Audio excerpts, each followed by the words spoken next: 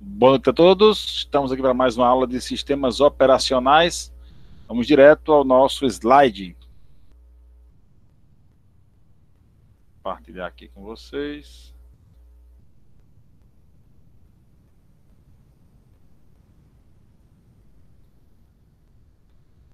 Estão vendo aí, pessoal, o slide? Sim?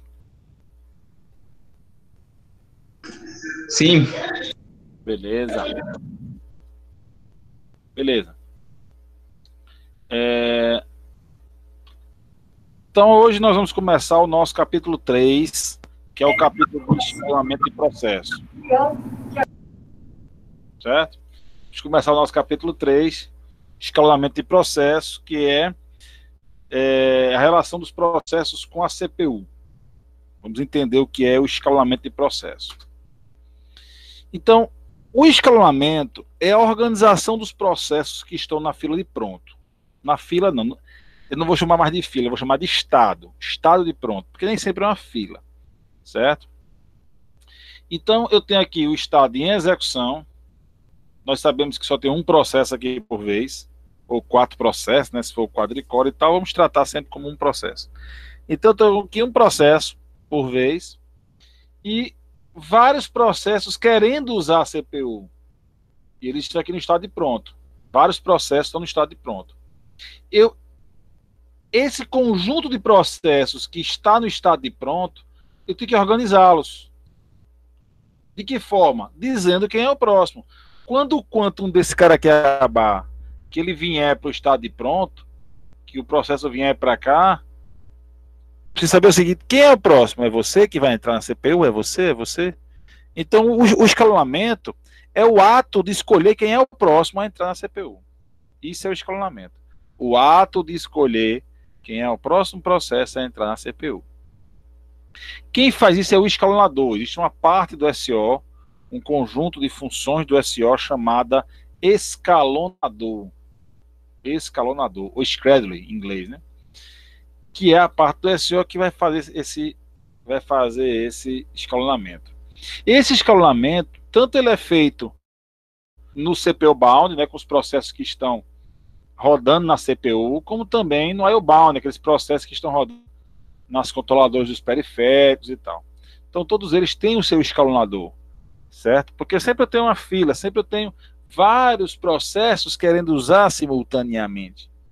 E aí eu sempre preciso definir quem vai ser o próximo. Quando aquele terminar, ou aquele sair da CPU por qualquer motivo, eu preciso saber quem é o próximo que vai entrar.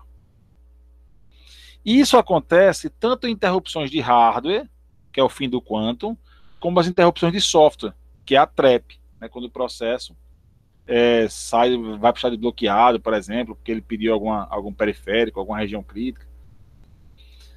Beleza. E aí no escalonador tem duas situações aqui, a política e o mecanismo. O que é a política? A política é o critério que eu vou usar para escolher quem é o próximo. Qual o critério que eu vou usar para escalonar? Para escolher quem é o próximo processo que vai entrar na CPU. Certo? Ah, vai ser por ordem de chegada? Vai ser por ordem de prioridade? Vai ser por ordem de tamanho? Vai ser por ordem de quê? Qual é o meu critério? Então, o critério é a política. O mecanismo é de que forma eu implemento esse critério. De que forma eu vou implementar essa política? Isso é o mecanismo. Por exemplo, eu posso implementar, vamos supor que seja uma fila por ordem de chegada. First in, first out. É uma fila que a gente conhece lá de estrutura de dados. Vamos supor que seja essa. Certo? Aí eu vou perguntar o seguinte: de que forma eu posso implementar uma fila? Eu posso implementar uma fila via vetores. Eu posso implementar uma fila com array list. Eu posso implementar uma fila via ponteiros, lista encadeada. Então eu posso implementar uma fila de várias formas diferentes. A mesma fila, né? O mesmo first in, first out. Então isso aí é o mecanismo. Isso é o mecanismo. As formas diferentes que eu tenho para implementar o meu escalonador, a minha política. Então a política é o critério que eu uso e o mecanismo é o algoritmo que implementa esse critério, que pode ser via vetores, via ponteiros e via uma série de coisas. Tá claro, pessoal, isso aqui? Ok? Ok. Beleza. Características do escalonador. Para que eu tenha um escalonador correto, quando eu for implementar escalonador, algumas características são fundamentais para que eu possa ter realmente um escalonador eficiente. A primeira característica é a justiça. O que é a justiça? Eu só posso ter um critério, uma política. É uma política para todos. Isso é a justiça. Eu falei que a política é o critério que eu uso. Se é por ordem de chegada, por ordem de prioridade, por ordem de tempo, por ordem de sei lá de quê.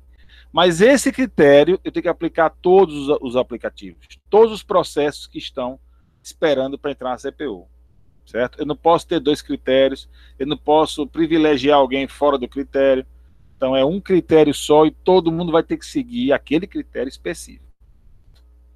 Eficiência é manter a CPU o máximo possível ocupada, ou seja, eu não posso gastar muito tempo para tomar minha decisão. Que decisão? Escolher quem é o próximo, né? Que o escalador é isso, é escolher quem é o próximo que vai entrar na CPU. Não posso demorar para tomar essa escolha.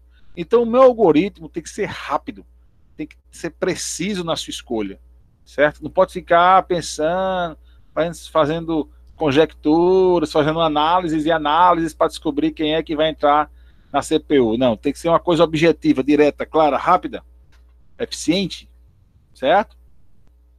Lembrando também o seguinte, eu tenho vários processos para entrar na CPU e alguns deles são processos de usuário. Processos de usuário.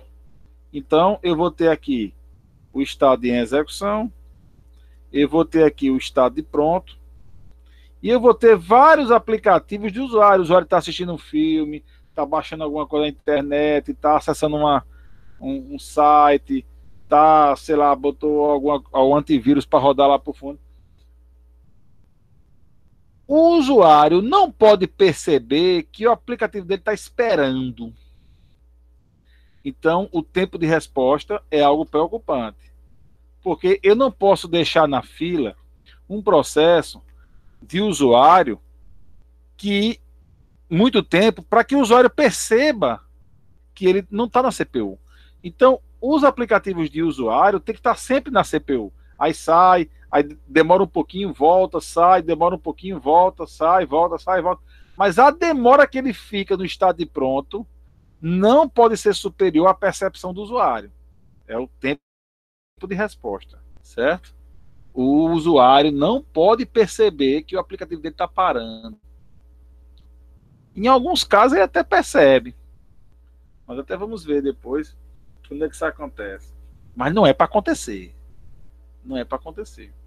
Certo? O usuário tem que achar que os aplicativos dele estão rodando de maneira simultânea, tudo ao mesmo tempo. Quando na verdade a gente sabe que não está. Mas o tempo de resposta, então o tempo que eu passo na fila, esperando para entrar na CPU, que eu vou, aí saio, aí espero na fila, vou, saio. O tempo de espera tem que ser menor do que a percepção do usuário.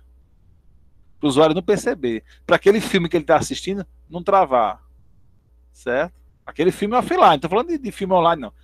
Aquele arquivozinho de vídeo que eu estou assistindo, para ele não travar. Certo? Previsibilidade. Dois processos que têm as mesmas características no critério vão esperar o mesmo tempo na fila. Então, por exemplo, vamos supor que eu tenha aqui, seja por ordem de chegada. A minha fila seja um FIFO por ordem de chegada. Ok. Se é por ordem de chegada, essa característica fala o seguinte: dois processos que chegaram juntos, que chegaram praticamente no mesmo horário, eles vão esperar o mesmo tempo na fila. Eles vão passar o mesmo tempo aqui para poder entrar na CPU. Ah, mas o meu critério é por ordem de prioridade. Então, dois processos com a mesma prioridade vão ficar ao mesmo tempo esperando na fila. Então, isso é a previsibilidade. Dentro do critério que eu estiver usando, se é por ordem de tamanho, por ordem de chegada, por ordem de prioridade, não interessa. Mas aqui, dois processos que têm essas características no critério, ou com a mesma prioridade, ou com o mesmo tempo de chegar, ou com o mesmo tamanho, esses processos vão esperar o mesmo tempo na fila. Eu tenho o turnaround.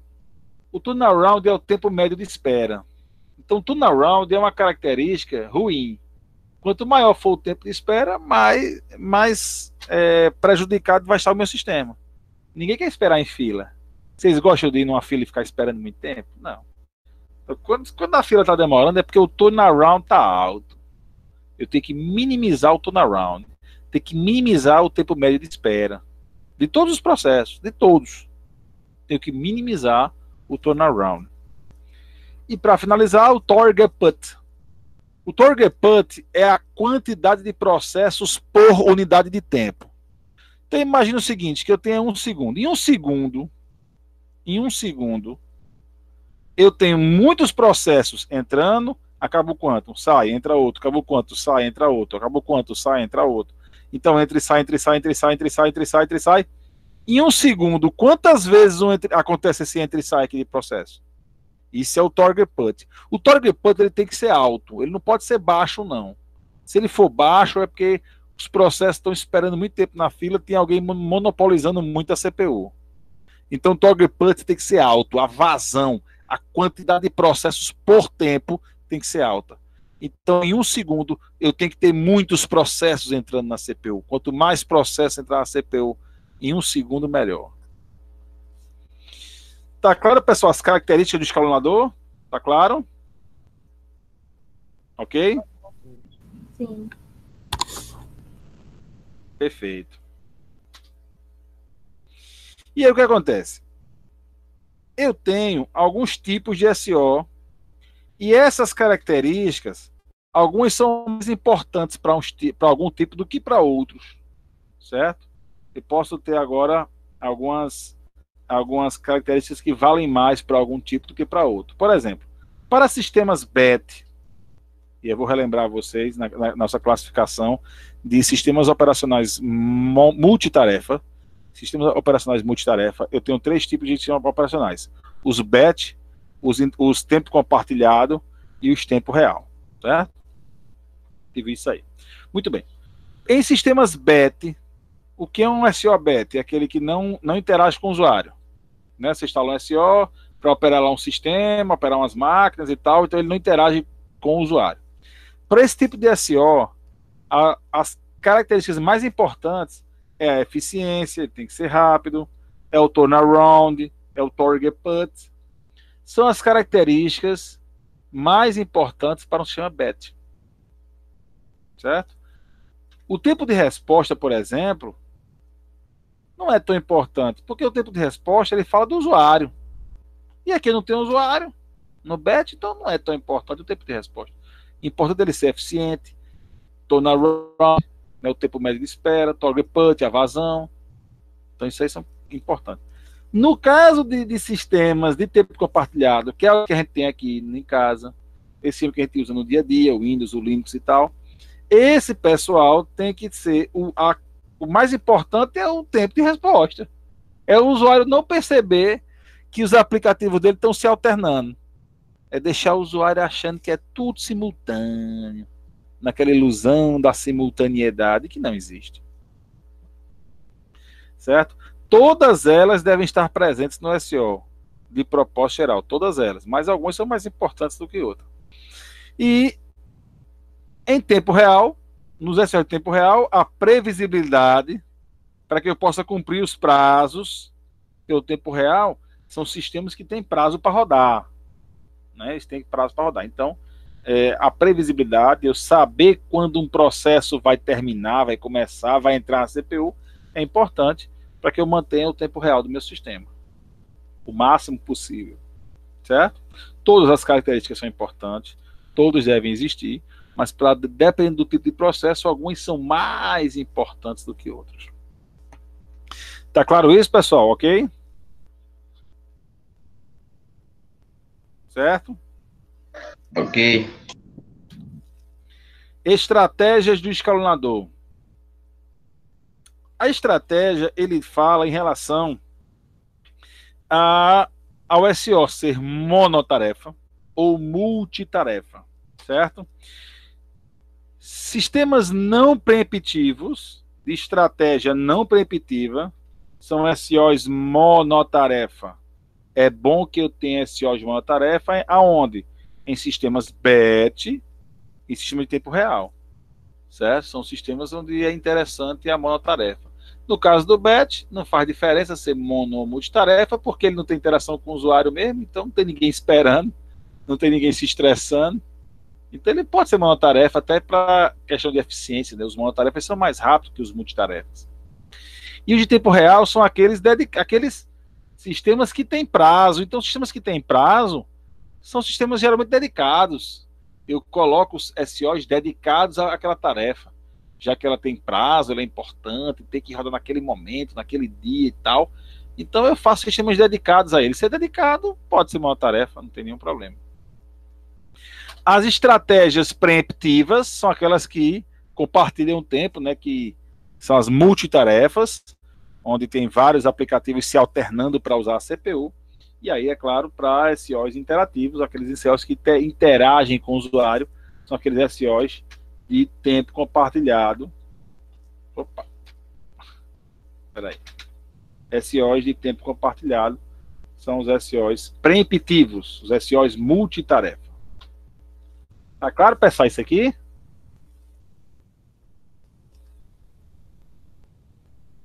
Tudo ok. Classes do escalonador. As classes do escalonador dizem respeito a quanto tempo vai se esperar um processo para entrar na CPU. Quantos passos, na verdade, tempo não. Quantos passos ele tem que acontecer para entrar na CPU. O que acontece? Eu tenho os processos no estado de execução, né? Um processo está lá rodando, e os processos que estão prontos. Esses processos que estão no estado de pronto, eles estão na memória RAM. O código deles está na RAM. Certo? Então, se eu estou aqui, acabou o conto do processo que estava lá, eu vou entrar, eu posso ser escolhido. Dentro do critério, eu posso ser escolhido e entrar na CPU. Então, esse é o escalamento de curto prazo. Eu estou na RAM, na memória real, e vou para a CPU. Direto. Eu estou na RAM, eu posso ser escolhido para a CPU. Eu sou um dos candidatos a entrar na CPU. Por quê? Porque meu código está na real e eu vou para a RAM. E eu vou para a CPU. Eu posso ir para a CPU. Porque para que eu entre na CPU, um aplicativo só entra na CPU se seu código estiver na memória RAM. Na memória RAM do meu sistema. Se ele não tiver na RAM, se o aplicativo não tiver com seu código na RAM, ele não pode entrar em execução. Ele não pode entrar na CPU. Só que a gente sabe o seguinte, a memória RAM é pequena. Tu tem quanto aí? 16 GB? Não tem nada, é pouco demais. A memória RAM está cheia. E os processos vão para onde? Memória virtual, que é o estado de suspenso, né? Suspenso pronto. Aqui é a memória virtual. Quando a gente for ver o capítulo de memória, nós vamos ver direitinho essa questão de memória real, memória virtual e tal. Certo? Então, os processos estão na memória virtual. O processo que está aqui na memória virtual, para que ele entre na CPU, primeiro ele tem que ir para a memória real. E às vezes está cheia. Às vezes alguém tem que sair da real e ir para a virtual, para que o processo entre na memória real, para só então poder entrar na CPU. Então são dois passos. Da virtual para a real e depois da real para a CPU. É o escalamento de médio prazo. Certo? E tem que primeiro fazer a troca entre a virtual e a real, para só depois entrar na CPU. Então eu vou caminhar dois passos aí. É o médio prazo. Então, curto prazo, os processos estão na RAM, só esperando a vez dele. O médio prazo, eles estão na memória virtual, esperando entrar na memória real, para só então esperar a vez dele. E alguns processos não querem CPU naquele momento, que são os processos que estão resolvendo traps, que estão bloqueados. Os processos bloqueados, eles não querem CPU naquele momento. Eles vão demorar para querer CPU. Eles vão demorar para entrar na CPU. É o escalamento de longo prazo. Os processos estão bloqueados, estão suspensos e tal. Vão demorar, suspensos bloqueados ali, né? Bloqueados ou suspensos bloqueados. Eles não querem CPU, eles querem outras coisas, eles querem regiões críticas, eles querem periféricos. Então, eles não querem CPU, vão demorar muito para entrar na CPU. Certo? Então, esse aí é o escalonador de curto prazo, de médio prazo e o de longo prazo. Esse médio prazo entre a memória real e virtual, nós vamos ver melhorzinho no capítulo 5. Nosso capítulo 5, nós vamos ver direitinho como é essa história entre memória real e memória virtual. Certo? A nossa preocupação agora está nesse ponto aqui. Opa. Ela está nesse ponto aqui, entre a memória real e a CPU. Nesse ciclo aqui. Tá claro, pessoal? As classes? Ficou claro. Nesse ponto aí nem fala sobre a memória cache, nem nada, né, da CPU. Não. Memória cache é real. No nosso capítulo 5, nós vamos ver direitinho a cache, como é que funciona, a memória virtual, a real, quais são as memórias reais do sistema, quais são as virtuais.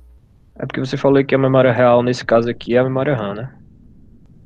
Eu estou me referindo à RAM, mas a cache também faz parte da memória real. Faz parte. Certo? Faz parte. É porque, na verdade, para que eu entre na cache, primeiro eu tenho que entrar na RAM de todo jeito. Eu não posso ir direto para cache. Não, sim, então, é que aí seria um nível a mais aí no caso, né? Exato. Da RAM tem a cache, que é isso que comunica com a CPU, né? Exato. Lá no capítulo 5 a gente vai pormenorizar isso aí. Beleza.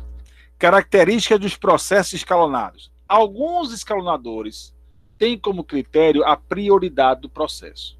Alguns escalonadores têm como política, como critério de escolha, a prioridade. Mas o que é a prioridade do processo? Quais são as prioridades que existem? Vamos ver agora, pelas características dos processos, o que vai ter mais prioridade, quem tem mais prioridade, quem tem menos prioridade. Muito bem. Certo? De cima para baixo, vou falar da mais alta prioridade até a mais baixa prioridade. A mais alta prioridade são os processos real-time. Aqueles processos que têm prazo para terminar. Aqueles processos que são críticos. Aqueles processos que podem prejudicar muito o usuário se perder o prazo. Então, esses processos têm prioridade 1. Prioridade 1. Certo? É a máxima prioridade que eu tenho nos processos. Abaixo dele eu tenho processos do SO. Processos executados pelo sistema operacional. Você fala assim, mas professor, o senhor não falou que o kernel do SO não entra na CPU? Perdão. O kernel do SO, ele não compete, ele roda entre os quantos, né? Então, por que ele está aí como prioridade 2? Porque, na verdade, é o seguinte, o kernel é verdade, o kernel não entra na fila, né? Ele não entra na fila de escalamento, ele entra na CPU entre os quantos. Quando acaba um quanto, ou quando acontece uma trap, até o outro processo entrar na CPU. Beleza. Só que o SO não é só kernel, né? O SO tem a máquina virtual dele, que é aquelas facilidades do usuário. E essa parte do SO, essa máquina virtual do SO, essa interface gráfica, essas configurações de rede, não sei o quê, isso aí, que não faz parte do kernel, vai pegar a fila como todo mundo. É um aplicativo que vai pegar a mesma fila. Certo? Mas, nesse caso de prioridades, ele tem prioridade 2. Certo?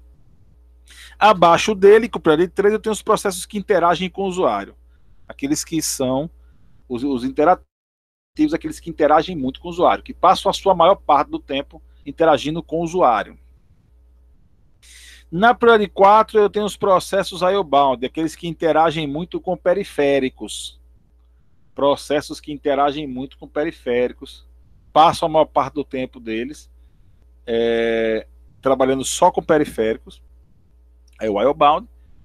Eu tenho os processos da quinta prioridade, que são os batch, aqueles que não interagem com ninguém, aqueles que na maior parte da sua vida não interagem com ninguém, certo? Aqui, por exemplo, no batch, eu tenho um antivírus. O antivírus você pode configurar ele e tal, mas a maior parte da vida dele, ele fica lá em segundo plano, sem interações.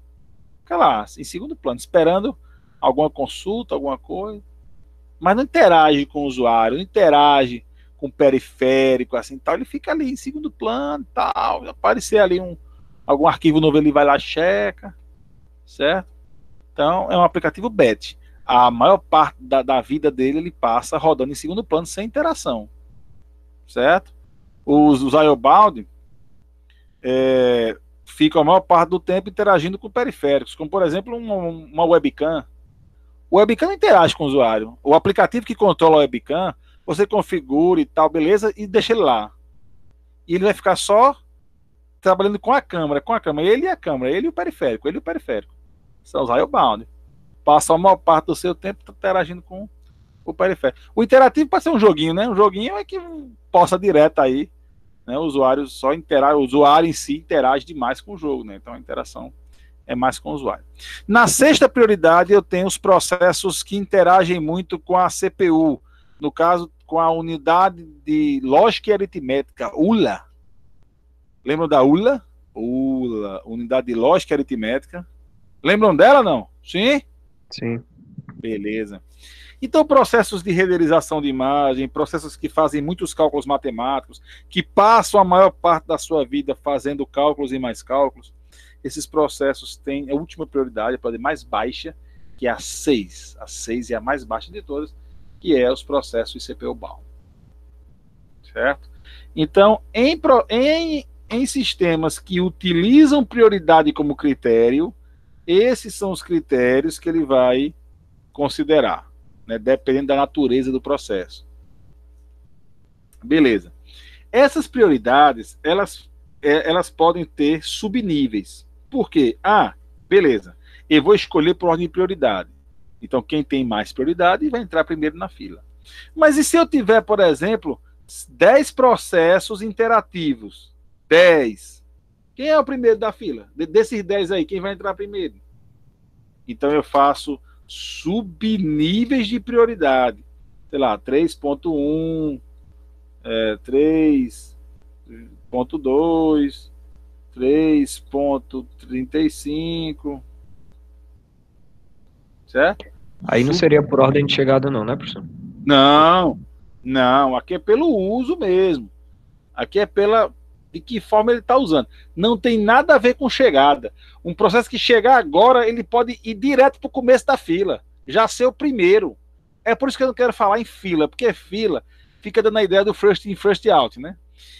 Mas tem as prioridades. O escalonador, ele pode usar o first in, first out, mas se ele usar first in, first out, ele não usa prioridade, certo? Se ele usa prioridade, ele não pode usar o first in, first out. Por quê? Porque tem que ter a característica da justiça. Justiça é o quê? Só um critério para todo mundo. Na prioridade não existe chegada. Quem chegar primeiro, depois, não interessa. Interessa é o seguinte: qual é a sua prioridade? É mais alta? Então você fica na frente da fila. Certo? Então, é os subníveis de prioridade. Tá claro isso, pessoal? Tá claro. Beleza. São os subníveis de prioridade. Essa prioridade e os seus subníveis elas podem ser aplicadas de maneira estática ou dinâmica. O que quer dizer isso? Se ela for aplicada de maneira estática quer dizer o seguinte: o SO vai verificar a prioridade do processo e não vai mudar mais. Essa prioridade é estática, ela não muda. Ou seja, vamos supor que você startou um antivírus e está configurando o antivírus, tá? Está configurando quais pastas você quer que ele consulte, se você quer que ele consulte e-mail e tal, está configurando ele. Aí o SO verifica que ele está interagindo muito com o usuário e atribui a ele uma prioridade 3. Sei lá, 3,5. Aí você configurou, pá! Executar. Aí o antivírus foi para segundo plano e ficou muito tempo lá rodando em segundo plano, sem interação nenhuma. Certo? Beleza, ele não tem interação nenhuma. Mas como no começo da execução, o SO definiu que ele é um processo de prioridade 3, se for estático, ele não pode mudar. Acabou, é 3 e vai ser 3 até morrer. Agora, se o SO implementar a prioridade dinâmica, aí sim. Aí, o que acontece? Se tu tá configurando o antivírus, eu apliquei 3,5. Aí você startou lá, foi pro segundo plano, ficou um bocado de tempo lá no segundo plano, digo, opa, peraí, você não é interativo não, você é BET, caia para prioridade 5. Se ela for dinâmica, durante a execução do processo, eu verificando que o SO, que o aplicativo mudou sua característica, estava interagindo muito com o usuário e agora não está mais, agora está rodando em segundo plano, então eu posso mudar a prioridade, se ela for dinâmica, se ela for estática, não. Tá claro isso, pessoal? Sim, professor. Beleza. Beleza. Bom, chegamos na parte mais importante desse capítulo, que é os critérios. Eu falei que cada SO só pode ter um critério para aplicar nos seus aplicativos. Mas existem diversos critérios. Por quê? Porque cada SO aplica um critério diferente, né? Sei lá, o Windows aplica um critério, o Linux aplica outro critério, o Mac tem outro critério. Então são critérios diferentes. Agora, cada um deles só tem um critério. Nós vamos ver todos os critérios possíveis de todos os SOs, certo? Vamos ver dos antigos aos mais recentes, todos os critérios. Mas lembre-se, o SO só tem um deles. Cada SO só tem um desses critérios. E não todos, né? Que a gente está vendo muitos porque são SOs diferentes, critérios diferentes. Primeiro critério que eu tenho para escolha é o FIFO. É o First In, First Out. O primeiro que entra é o primeiro que sai. Ordem cronológica de requisição. É o mais simples de todos. É o FIFO. Certo? Aí é por ordem de chegada. Quem pediu primeiro a CPU vai entrar primeiro nela. Ok. O FIFO ele não é preemptivo. O que quer dizer isso? Eu só posso aplicar essa estratégia em sistemas monotarefa. Monotarefa. Então só aplico em sistemas monotarefa, não preemptiva. Qual é a vantagem do FIFO? A vantagem do FIFO é ser fácil. É de fácil implementação. Certo? E ela é muito boa para processos IO-bound, processos que interagem muito com periféricos. Então, FIFO. Não preemptivo, certo? SOs monotarefa. E é boa porque é simples de fazer. Tá? Qual é a desvantagem? Baixo desempenho. Certo? Fácil degradação. Os processos podem demorar muito. Alguns processos menores, processos curtos, rápidos, que podiam entrar e sair rápido da CPU para liberar espaço na fila, como eles chegaram depois, por exemplo, eles podem ficar muito tempo na fila esperando. Então, são alguns contras do FIFO. Tá claro, pessoal? Esse primeiro critério, FIFO. Claríssimo, professor. Aí você pode perguntar assim, professor, mas e se eu quisesse aplicar um FIFO na multitarefa, eu não posso? Pode, só que aí não é FIFO, aí é Round Robin. Round Robin é a mesma coisa do FIFO, ordem de chegada. A diferença exatamente é a preempção. Ele é para SOs multitarefa. É a ordem de chegada, Round Robin. Não é Batman e Robin, é Round Robin, certo? Só para SOs multitarefa. Ok? Aí, lógico, a vantagem dele é que é fácil de implementar, é bom para processos curtos, processos interativos, né, que interagem muito com o usuário e tal. E qual é o contra? Gasta tempo fazendo o chaveamento de processo.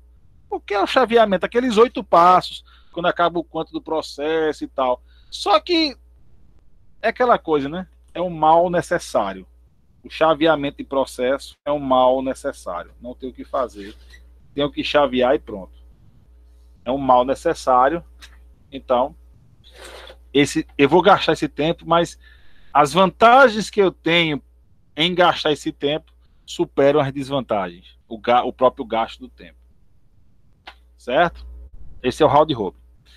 Minha terceira política que eu tenho, o terceiro critério que eu posso usar é o SPN-STCF. O SPN-STCF é por ordem do tamanho do tempo de uso da CPU. Certo? Então vamos supor que um processo P1 ele chegou agora e ele precisa de 20 segundos para rolar na CPU. 20 segundos. Eu tenho o P2 que chegou um pouquinho depois, né? Esse chegou primeiro, esse que chegou em segundo. Ele precisa de 10 segundos para rodar a CPU. E chegou P3 por último, chegou por último P3, certo? e ele precisa só de 5 segundos para rodar na CPU. Quem vai ser o primeiro a entrar na CPU? P3. Apesar dele ter chegado por último, mas ele é o que vai gastar menos CPU. O SPNSTCF é por ordem do tamanho do tempo de uso. O quanto tempo eu vou gastar usando a CPU. Quem for gastar menos, ou seja, aqueles processos mais curtos, mais rápidos, eles vão entrar primeiro na CPU, independentemente da hora de chegada. Certo? É uma estratégia não preemptiva, ou seja, para SOs monotarefa. A vantagem é que a fila fica pequena. Se os processos pequenos vão embora logo, então na fila só ficam os grandes. Então eu tenho filas menores, filas mais fáceis de administrar. Certo? Qual é a desvantagem? É que não tem como eu saber quanto tempo um processo vai ficar aberto. Imagina a situação, tu, usuário, abriu o Word agora. O Word. Aí eu pergunto a você, usuário que abriu o Word. Quantos minutos você vai passar com esse Word aberto? Aí você, professor, não faço a menor ideia. Eu vou bater aqui um texto.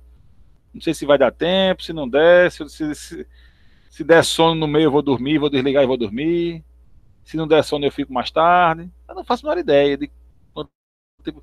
Então imagine, se o SO não faz... Se você que abriu o processo não faz a menor ideia de quanto tempo vai gastar nele, imagina o SO.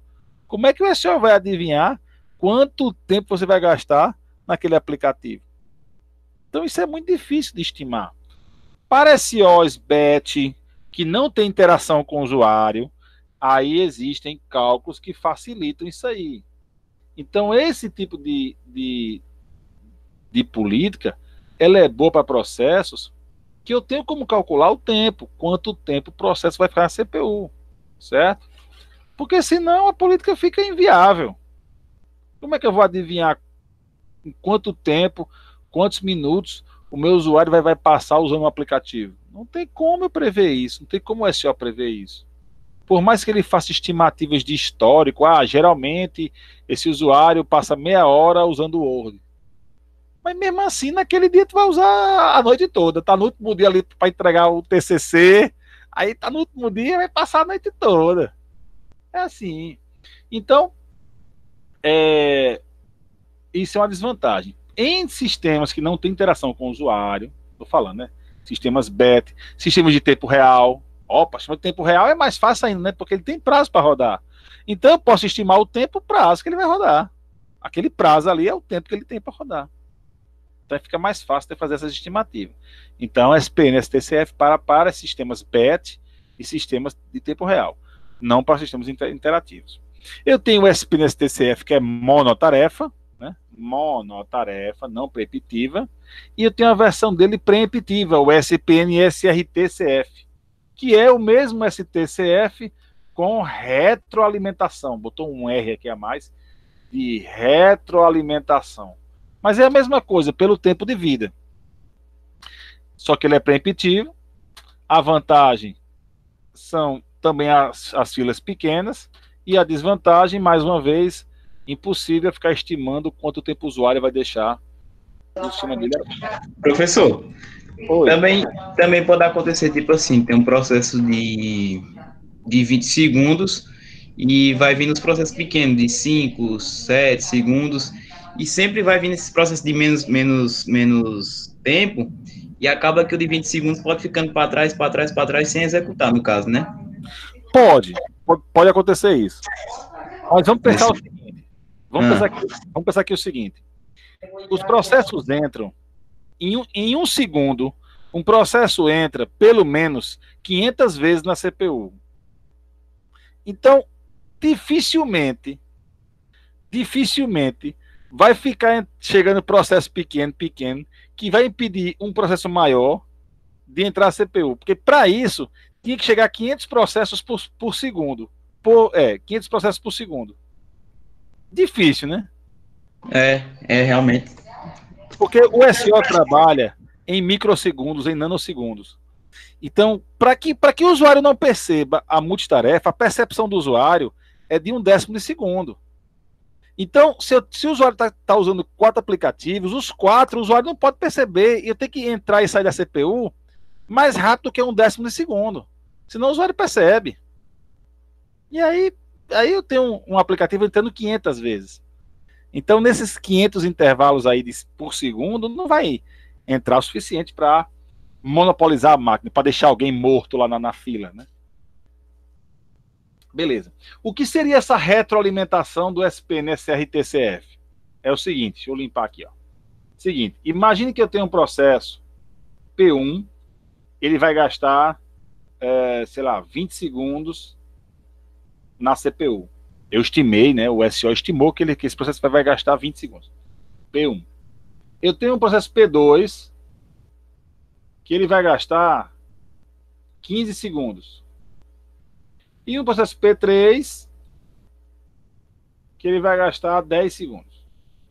Então, na primeira rodada, como é que vai ser a fila? Primeiro P3 é o primeiro da fila, depois P2 é o segundo da fila, e por fim P1 é o último da fila.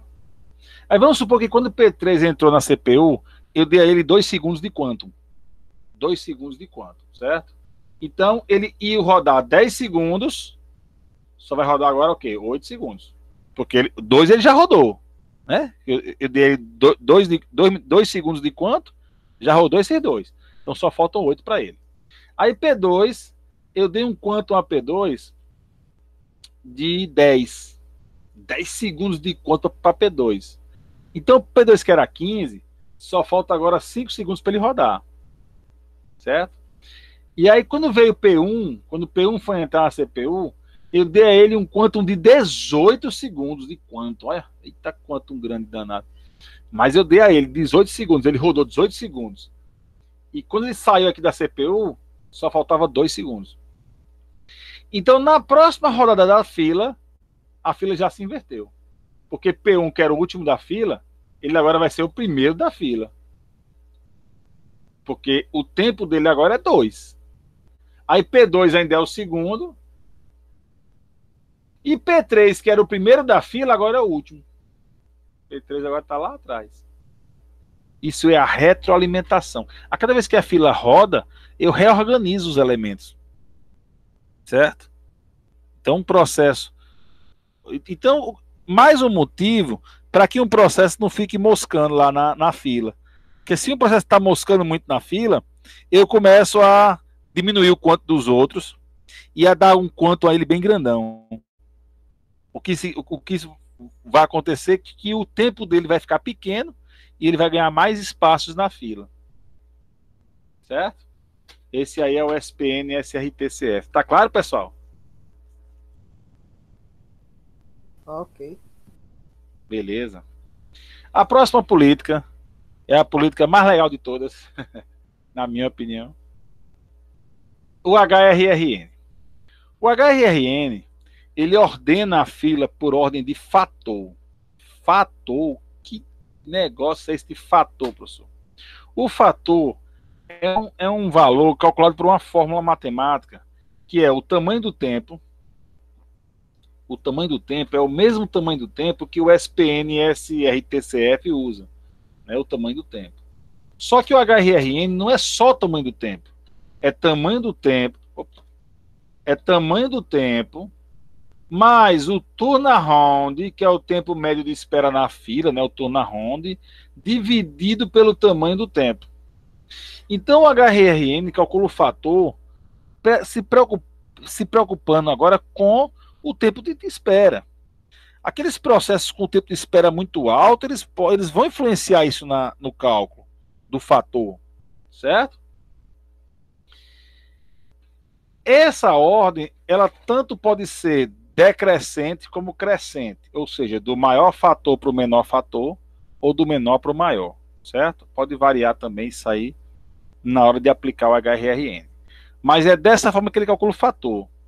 O tempo de vida, mais o turnaround, que é o tempo médio de espera, dividido pelo tempo de vida. Então, sei lá, se eu tenho lá um processo, eu tenho um processo P1, certo? Que o tempo de vida dele é 10. Eu tenho um processo P2, que o tempo de vida dele é 5. E eu tenho um processo P3, que o tempo de vida dele é 1. Só que eu calculo o seguinte, o toda ronda de P1 é 5. O toda ronda de P2 é 5 também. E o toda ronda de P3 é 2. Certo? Aí eu vou somar 10 mais 5, fazer aqui a forma, né? Tempo de vida 10, mais 5, 15. 15 dividido por 10, dividido por 10, que é o tempo de vida, né? Dividido por 10, vai dar 1,5. Então, o fator de P1 é 1,5. Fator de P2, P2 tem tamanho 5 e o tô na ronda é 5. Vai dar 5 mais 5, 10, por 5 vai dar 2. Né? Porque 5 mais 5, 10, dividido por 5 dá 2. Então, o fator de P2 é 2. E de P3, tempo aqui é 1, mais 2, que é o tempo de espera, eu estou na ronda, e vai dar 3. 2 mais 1, 3. Dividido por 2 vai dar 1,5. 3 sobre 2, 1,5. É o tempo de espera 3. Certo? Então, se for por ordem crescente, quem tem menos fator vem primeiro. Então, aqui P1 e P3. Os dois têm o mesmo fator, e agora? Quando dá empate, sempre vale a ordem de chegada, certo? Empate, ordem de chegada. E o P2 é o último. Se for por ordem decrescente, então o P2 é o primeiro, certo? Então depende de como eu estou aplicando, se é ordem crescente ou decrescente. É uma estratégia não preemptiva, ela equilibra o tempo de resposta, ela se preocupa com os processos que estão moscando na fila, ela tem uma preocupação efetiva com esses processos. Agora, a desvantagem é a mesma lá do SPN, né? De ser difícil estimar o tempo de vida para os aplicativos de usuário, principalmente, né? Para os outros, dá para fazer estatísticas legais. Mas para aqueles que interagem com o usuário, que depende do usuário abrir e fechar, aí não tem como eu ficar prevendo o tempo de vida, né? Uma desvantagem do HRRN. Tá claro isso, pessoal? Beleza?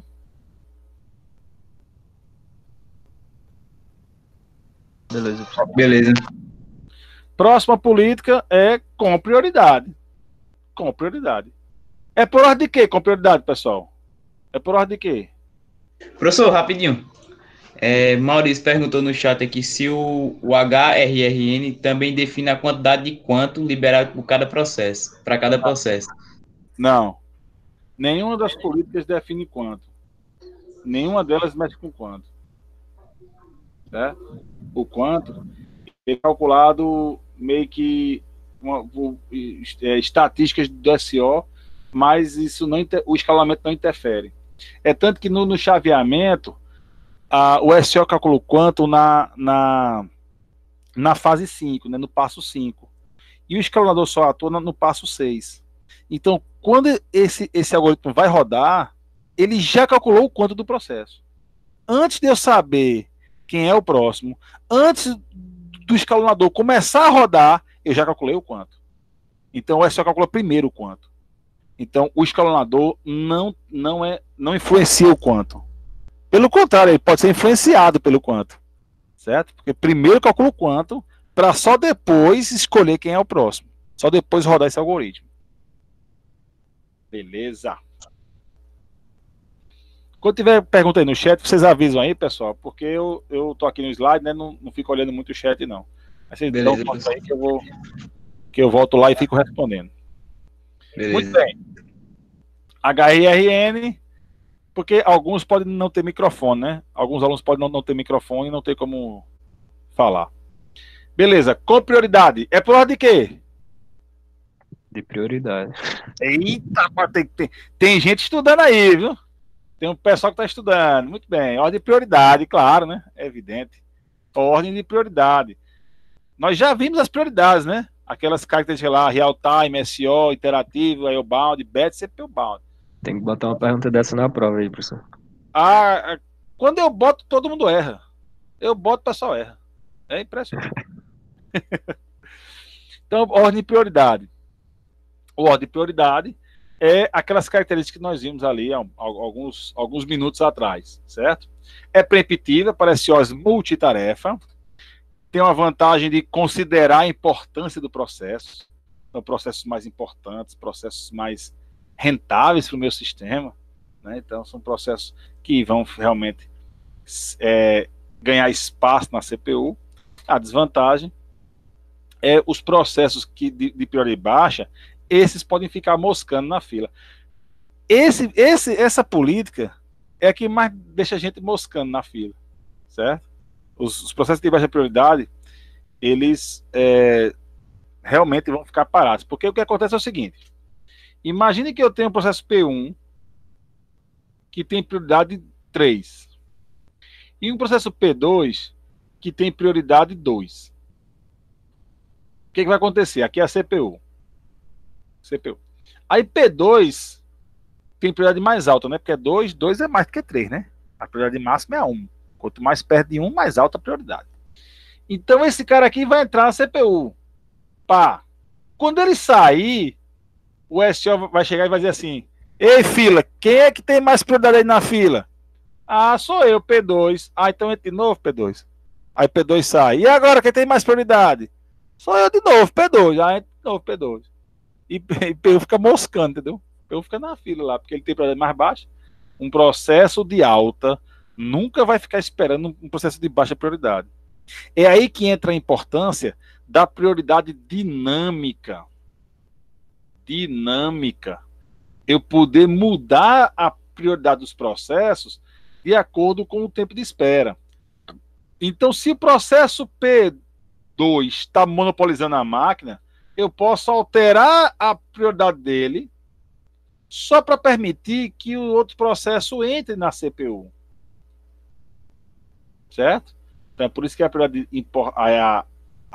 dinâmica é importante em processos que utilizam essa política de prioridade, certo? Como escolha do processo que vai entrar na CPU.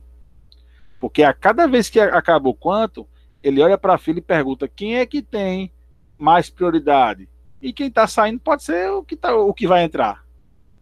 Então, professor, nesse caso, quando ele entra na CPU que sai, ele sempre vai adicionar mais uma prioridade para ele ficar como 3 ou 4, ou ele define automaticamente? Não. Entenda. Quando o SO verifica a utilidade do processo, se ele é CPU bound, se ele é BED, se ele é interativo, sim, o SO atribui essa prioridade para ele. O que eu estou falando é o seguinte: durante a execução, se tiver algum processo moscando na fila, ele vai forçar a alteração de prioridade do processo para que o processo que está moscando consiga entrar na CPU. Beleza. Certo? Mas depois ele restabelece ao normal as prioridades. Depois ele restabelece. Professor, isso é tipo de acordo com o que o usuário está utilizando, né? Assim, sei lá, tipo eu mudo do Chrome para, sei lá, um editor de texto e aí ele pode mudar essa prioridade. Sim. De repente o Chrome, ele pode baixar, se você saiu do Chrome, não está baixando, não está fazendo nenhum download, então ele pode baixar a prioridade do Chrome e aumentar a prioridade do seu Word, claro. As prioridades, se ela for dinâmica, se o seu SO for dinâmica. Certo? O Windows, ele usa múltiplas filas. Aqui o exemplo, algumas versões do Windows usam escalamento por múltiplas filas. Múltiplas filas é também por ordem de prioridade. Só que qual é a diferença do com prioridade para múltiplas filas? No com prioridade eu tenho uma fila só para todo mundo. Todo mundo é regido pela mesma fila. No múltiplas filas não. Eu tenho uma fila só para o real time, outra fila só para o processo DSO, uma só para o interativo. Então, cada nível de prioridade, eu tenho uma fila. Então, eu tenho múltiplas filas, várias filas. E qual é a vantagem, professor, de eu ter um bocado de fila, né, por ordem de prioridade, do mesmo jeito? Só que eu administro filas menores, né? Eu estou administrando filas menores. Então, enquanto tiver processos real-time para rodar, as outras filas vão ficar moscando. Então, só trabalho aqui. Quando não tiver mais nenhum daqui para rodar, aí eu venho para cá. Quando aqui não tiver mais nenhum para rodar, aí eu venho para cá. E assim por diante. certo? Ah, professor, aí vai dar o mesmo problema do processo ficar moscando na fila. Vai. E é por isso que eu uso prioridade dinâmica. Na dinâmica eu posso, de repente, tirar algum processo da baixa e colocar ele na alta, ou tirar ele da alta e colocar ele na baixa, certo? Para que uma fila não fique monopolizando todo o sistema. É uma desvantagem, né? Mas é usado, é muito usado, o Windows usa múltiplas filas, é uma política boa, certo? É uma política preemptiva para SEO multitarefa, né? No caso do Windows, por exemplo, é uma multitarefa. A vantagem de considerar os fatores do processo, considerar a importância do processo, e a desvantagem, processos de baixa prioridade vão ficar moscando na fila, né? Isso aí pode acontecer. E para tentar diminuir esse problema, é que eu uso prioridades dinâmicas, certo? É o múltiplas filas. Eu tenho o garantido. Tá claro, né? Aqui o múltiplas filas, né, pessoal? Alguma pergunta? Alguma pergunta? Belezinha, Foi claro, professor. Hã? Ficou claro, professor. Ah, beleza, beleza. Próxima política é o garantido, não é o caprichoso, é só o garantido mesmo. O garantido é por ordem do tempo de vida, certo? Tempo de vida. Ah, professor, mas o tempo de vida não é o SPN, STCF, SRTCF? É verdade. Só que o garantido agora, pela primeira vez, o pessoal estava falando do quanto, né? Pela primeira vez, o quanto agora vai influenciar na política, certo? Vai ter uma influência do quanto na política, certo? O que acontece? O SO vai adotar agora um critério de cálculo do quantum para igualar. Todos os processos vão ter o mesmo quantum. Então, o SO vai pegar uma unidade de tempo, um N qualquer, uma unidade de tempo, e vai dividir entre os processos. Então, por exemplo, eu tenho 1 segundo de tempo. Eu tenho 20 processos. Então, cada processo vai ganhar 1/20 de segundo para rodar na CPU, de quantum. Então, o SO vai usar um critério que iguala o quantum de todos os processos. Se ele faz isso usando a política de tamanho do tempo, em vez de eu chamar de SPN, eu chamo de garantido. Então, a política garantida, ela é por ordem do tempo de vida, igualzinho ao SPN, certo? Só que agora o SO força o quantum ser igual para todos. É uma estratégia preemptiva para SOs multitarefa, certo? Facilita e agiliza o cálculo do quantum, né? Agora eu tenho, não preciso mais ficar fazendo estimativa, ficar fazendo análises e tal, certo? O cálculo do quantum é bem preciso e objetivo. E a desvantagem, é claro, mais uma vez, estimar o tempo de vida. É a mesma desvantagem lá do SPN. O tempo de vida tem que ser estimado, e isso é ruim, principalmente se for SOs que interagem com o usuário, né? SOs interativos, de tempo compartilhado. Se for SO batch, que não interage com o usuário, aí menos mal, né? Para usar o garantido. O garantido está para o SPN e SRTCF, assim como fração justa está por prioridade. Ou seja, o fração justa é por ordem de prioridade, mas o quanto é igual para todos. Certo? O cálculo do quanto é a mesma do garantido. Então, ele usa a prioridade igualando os quantums de todos os processos. Claro, primeiro ele calcula o quanto, depois ele escolhe quem é o próximo. Só que ele calcula o quanto agora de maneira igual para todos os processos. Usando a política de prioridade, nós chamamos de política fração justa. Certo? Então, ela é preemptiva para SOs multitarefa. A vantagem de agilizar o cálculo do quantum, de considerar fatores externos. E a desvantagem é a mesma do com prioridade, né? Que esses processos de baixa prioridade vão ficar moscando do mesmo jeito. Certo? Vou ter que implementar a prioridade dinâmica para evitar tanta moscaria aí. Certo? É o nosso fração justa. Alguma pergunta, pessoal? Fração justa?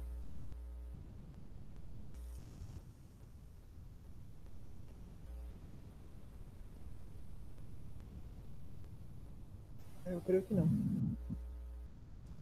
Beleza. Loteria. Nossa última política de escalonamento é a política da loteria. Como é que acontece na loteria? Os processos recebem bilhetes. Vamos supor que eu tenha 4 processos. Eu tenho 4 processos. Processo P1, processo P2, processo P3 e processo P4. O que eu faço? Vamos dizer que eu tenho aqui 100 bilhetes para distribuir.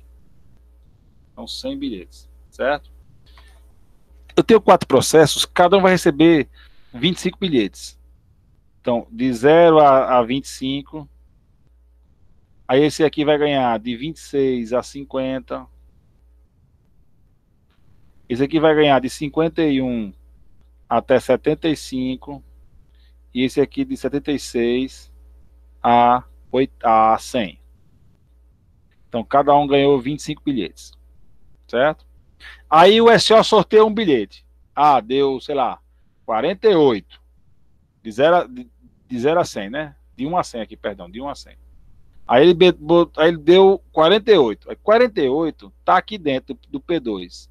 Então P2 vai ser escolhido para entrar na CPU. P2 vai ser escolhido, ele entra na CPU e sai. Quando acabar o quantum dele, eu vou retirar alguns bilhetes de P2. Então aqui, ó, P1, que tinha 25 bilhetes, sei lá, ele vai ganhar agora mais 2 bilhetes que tá vindo de P2, e ele vai ficar com 27 bilhetes. P3 também tinha 25, vai ficar com 27 bilhetes. E P4 também tinha 25, vai ficar com 27 bilhetes. E P2, que acabou de entrar, ele vai ficar com menos bilhetes, menos 6 bilhetes. Então ele vai ficar com 19, ele tinha 25, menos 6, 19 bilhetes. Certo? Ou seja, o SO vai sortear um bilhete agora e as chances de P2 entrar são menores. Mas existe a chance. Então vamos supor que P2 entrou de novo. Eita, P2 sortudo. No sorteio, deu um bilhete que ele tinha. Ele vai entrar de novo. Quando ele sair, eu vou tirar mais 6 dele. Então P1, que tem 27, vai subir 2, vai ficar com 29. P3 também 29 bilhetes. P4 também 29 bilhetes. E P2 vai perder 6 bilhetes. Né? 19 menos 6, vai com 13 bilhetes. Então as chances de P2 entrar na CPU vão diminuindo, vão diminuindo. Enquanto que as chances dos outros vão aumentando. Certo? E assim ele vai equilibrando. Pela lei da continuidade, da aleatoriedade, né? Se você assim jogar uma moeda 1000 vezes, 1 milhão de vezes, a estatística mostra que metade vai sair cara e metade vai sair coroa. Ou seja, ele vai estar bem equilibrado. Quanto mais você joga a moeda, mais você vai equilibrar essa contagem de caras e coroas. Então, é isso que acontece no loteria. Quanto mais eu executo processos, mais vai ficar equilibrada a minha fila. É uma fila aleatória, mas é uma aleatória que equilibra o tempo de espera. Já que aqueles processos que já entraram, que estão entrando muito, vão ficar com poucos bilhetes. Então a chance dele de entrar vai ser pequena. E a estatística mostra que, lógico, quem tem mais chance vai entrar mais vezes e vai acabar que vai equilibrar a espera, né? Eu estou na ronda, a entrada dos processos na fila. Tá claro isso, pessoal? Tá claro isso? Tá sim, professor. E ele não tem algum defeito igual aos outros, não, também? Não, assim... Sempre tem que ter, né? Sempre, né? Ele é preditivo, certo? Para SOs multitarefa. A vantagem dele é que é um algoritmo altamente responsivo, ou seja, ele realmente cumpre o seu equilíbrio dos processos, certo? Esse problema aqui está errado. Mas, assim, o loteria pode acontecer, a única desvantagem que ele tem é que pode acontecer de um processo com um bilhete só entrar na CPU, não pode? Pode. Ele tem um bilhete, ele está no sorteio. Então o processo tinha 50 bilhetes, entrou, ficou com 45, entrou de novo, ficou com 40, entrou de novo, ficou com 35, entrou de novo, ficou com 30, e vai entrando, e só vai parar de entrar quando ele zerar os bilhetes. É a lei de Murphy. Já ouviu falar da lei de Murphy? Quando alguma coisa tem alguma chance de dar errado, vai dar errado, não tem jeito. Então pode acontecer isso na loteria. É difícil. A estatística mostra que isso é muito difícil, mas é uma desvantagem, pode acontecer. Em algum momento pode acontecer isso. Né? Os processos ficarem moscando muito na fila, enquanto outros estão entrando demais, porque, enfim, ele tem algum bilhete e esse bilhete está sendo escolhido. Certo? É a desvantagem. Mas, assim, ele é altamente responsivo, então dificilmente vai acontecer essa desvantagem, conforme as regras que a gente já conhece da estatística. Tá claro? Tá claro? Tá, assim, no caso ele é um dos mais top, né? É. O loteria ele é bem top. Certo? Agora, assim, o loteria não considera prioridade. Então, às vezes, um processo CPU bound, um processo BET, tá ficando na frente dos real time, né, importantes, processo interativo e tal. Ele tá nem aí para isso. Ele meio que deixa todo mundo por igual, ele iguala todo mundo. Isso é bom? Em alguns casos pode ser bom, mas em outros casos não, né? Ninguém quer que o sistema que controla a altura e a velocidade do avião fique competindo com o joguinho do pessoal que está jogando lá na cabine. Né? Ninguém quer que eles sejam tratados igualmente, né?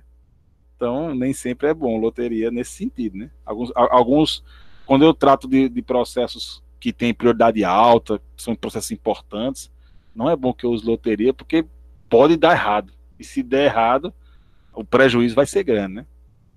Então, eu não vou arriscar a loteria. Eu não vou arriscar minha altura e minha velocidade do avião em uma loteria. Certo? Beleza.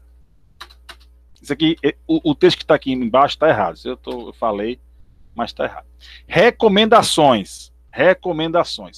Em SOs do tipo BET, ou seja, que não interagem com o usuário, a recomendação são políticas não preemptivas, certo? Políticas não preemptivas, políticas que também estimam tempo, como o SPN e SRTCF, que é preemptivo, mas ele também estima tempo. HRRN, FIFO, políticas não preemptivas, políticas que estimam tempo, o BET. Em processos interativos, em SOs, interativos, que interagem muito com o usuário, sistemas multitarefa, o round robin, com prioridade, múltiplas filas, loteria, fração justa. Eu não botaria esse cara aqui não, sabe?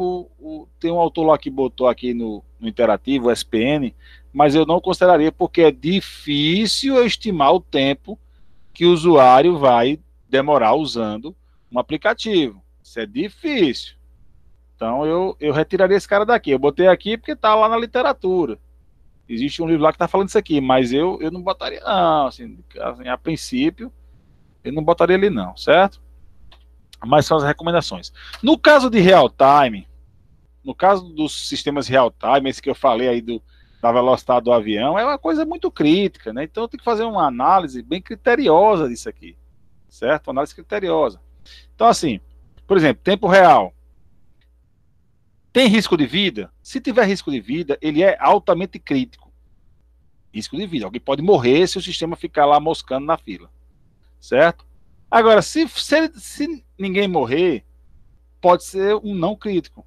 Por exemplo, o sistema de compensação de cheques.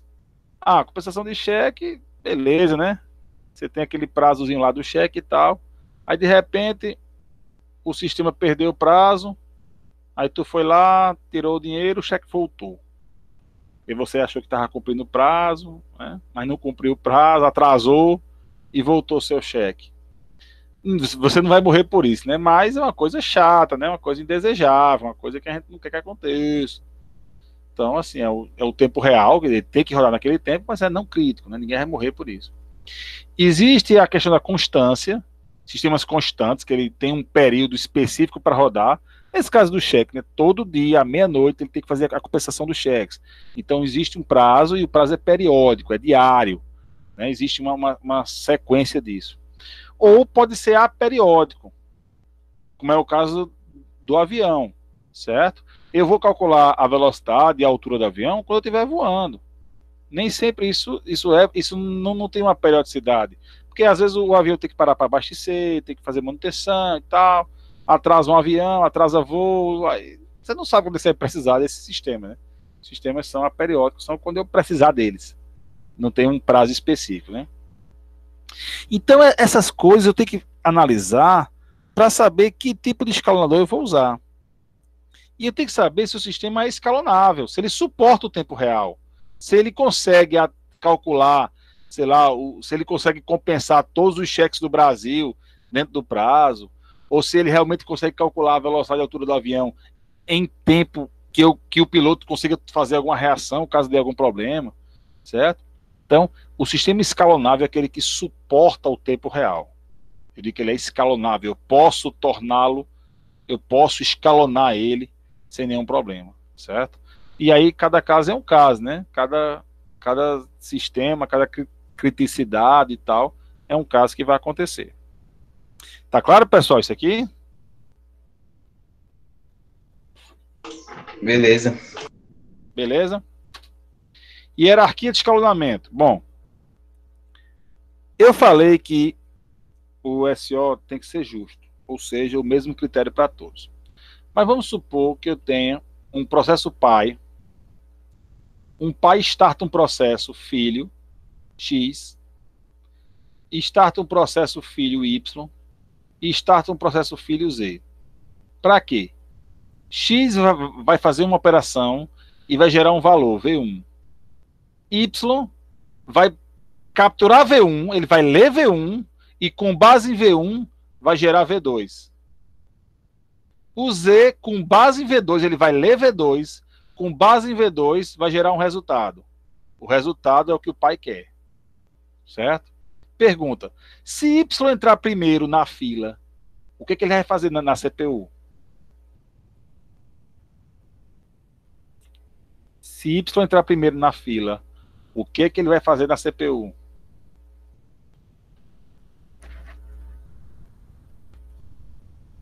Cri, cri, cri, cri. Ninguém, pessoal?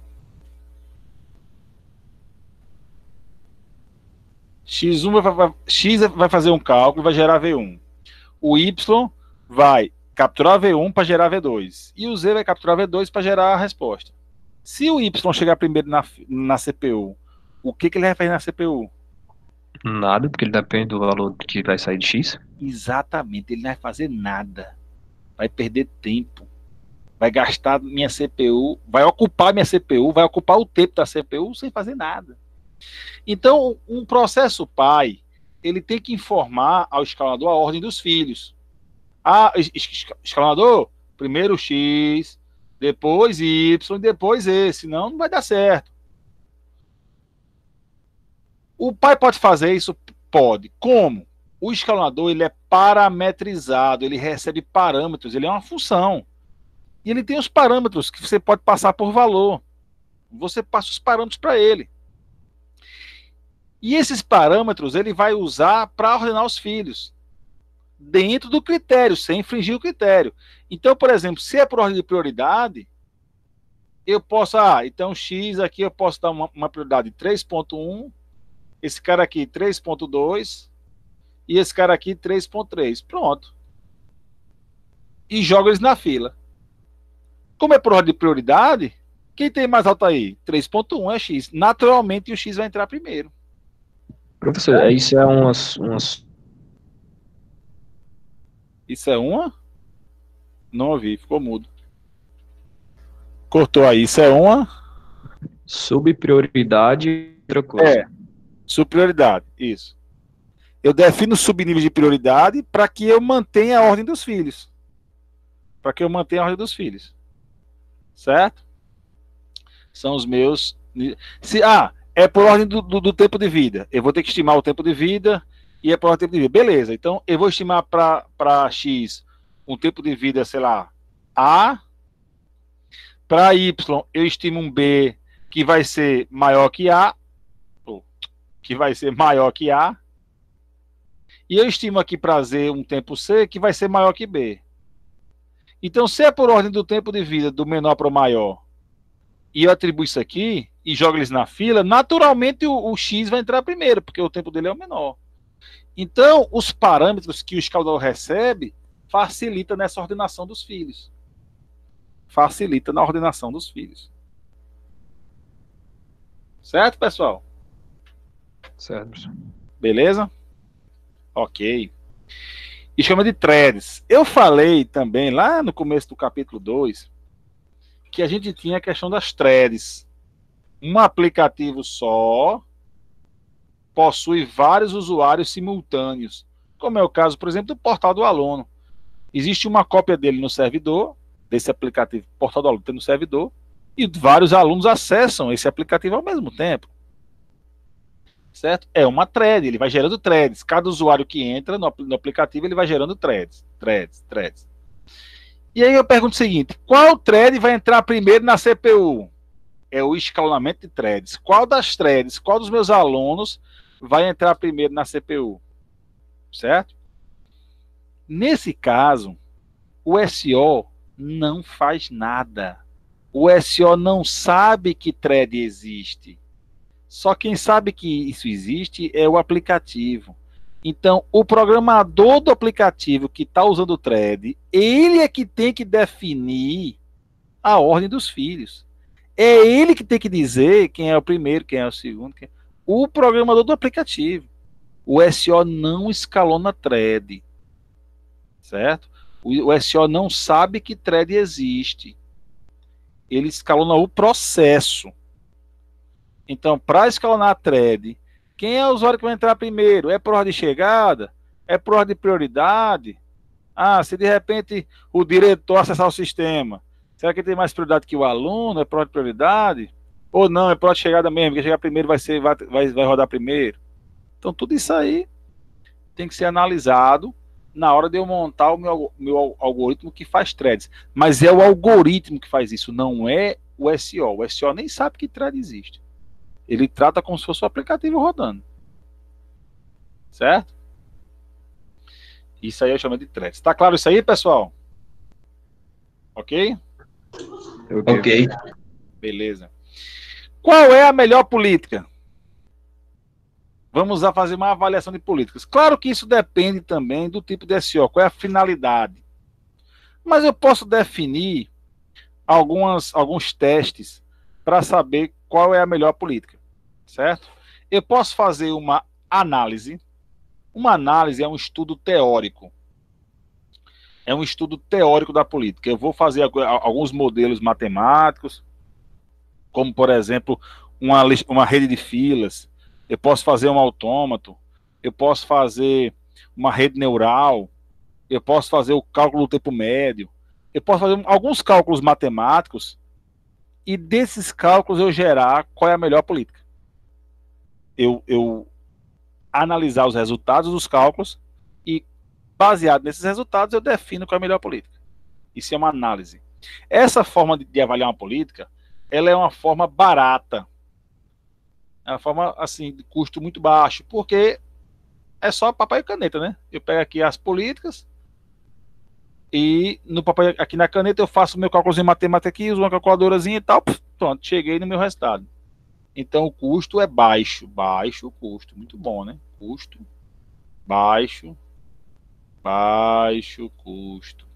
Agora, a precisão também é baixa. Baixa precisão. Ou seja, tem uma margem de erro, uma taxa de erro elevada. Certo? Então tem baixo custo, é fácil de fazer, porque eu uso o modelo matemático, mas a precisão é baixa, tem uma taxa de erro elevada. Uma opção, eu posso fazer uma simulação. Eu posso usar um aplicativo simulador de SOs, jogo os dados no simulador, o simulador faz vários cálculos ao mesmo tempo, várias situações ao mesmo tempo, e gera para mim um resultado de quais são as melhores políticas, dentro daquelas simulações que ele fez.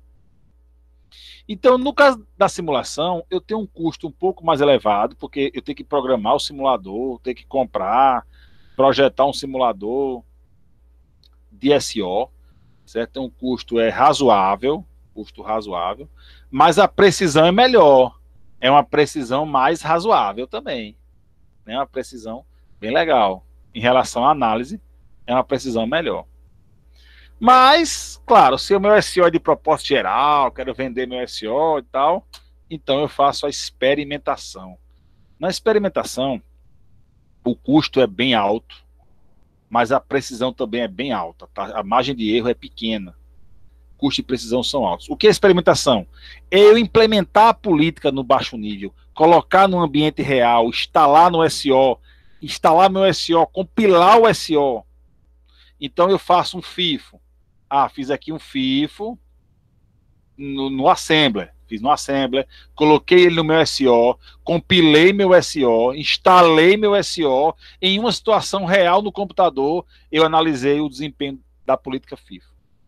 Aí depois eu abro o código-fonte do meu SEO, tiro o FIFO, coloco o SPN, STCF, coloco ele no meu SEO, compilo o meu SEO todo, instalo o meu SEO numa máquina real e faço as mesmas simulações que eu fiz no FIFO, eu faço no SPN.